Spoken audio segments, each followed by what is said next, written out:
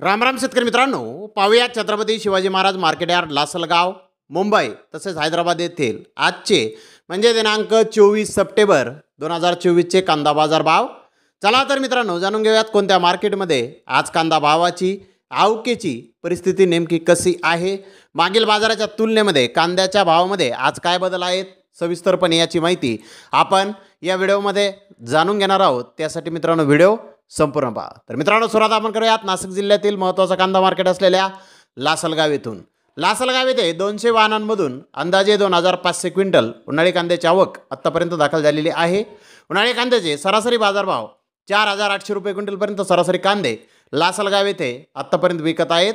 तर टॉप क्वालिटीचा एक लॉट 4968 रुपये क्विंटलपर्यंत लासलगाव येथे उन्हाळी कांद्याला आत्तापर्यंत बाजारभाव निघाले आहेत. मित्रांनो कालच्या बाजारभावाच्या तुलनेमध्ये लासलगाव येथे कांद्याच्या भावामध्ये 100 रुपयांची सुधारणा सरासरी भावामध्ये क्विंटल मागे झालेली आहे.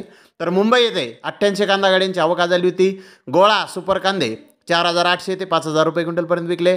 त्या खालोखाल मोठे साईज कांदे 4500 ते 4600 रुपये क्विंटलपर्यंत विकले. मीडियम सुपर कांदे 4300 ते 4400 रुपये क्विंटलपर्यंत विकले. जनरल कांदे 4200 ते 4500 रुपये क्विंटलपर्यंत आज मुंबई येथे कांदे विकले आहेत. तर मुंबई येथे कांद्याचे भाव कालच्या बाजारभावाच्या तुलनेमध्ये आज स्थिर पाहण्यास मिळाले आहेत. तर हैदराबाद येथे आज 120 गाड्यांची आवक आली होती.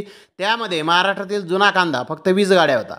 4-5 लॉट 5200 ते 5600 रुपये क्विंटलपर्यंत जुने कांदे विकले. तर मोठे साईज कांदे 5100 ते 5200 रुपये क्विंटलपर्यंत विकले.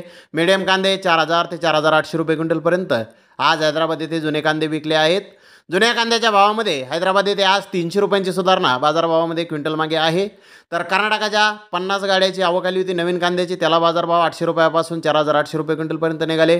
कर्नूलचा कांदा 50 गाड्यांची आवक आली होती. त्याला बाजारभाव 800 रुपयापासून 3600 रुपये क्विंटलपर्यंत आज हैदराबाद येथे कांदे विकले आहेत.